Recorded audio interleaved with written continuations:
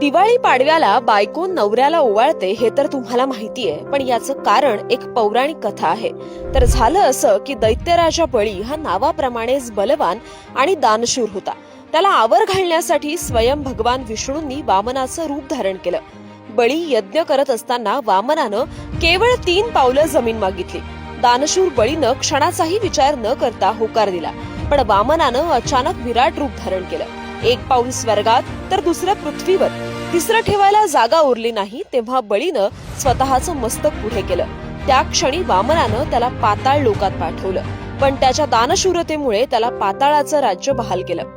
आणि या अद्भुत विष्णूंच्या लीलानं देवी लक्ष्मी प्रसन्न झाली. तिने भगवंताला ओवाळलं आणि आपली कृतज्ञता व्यक्त केली.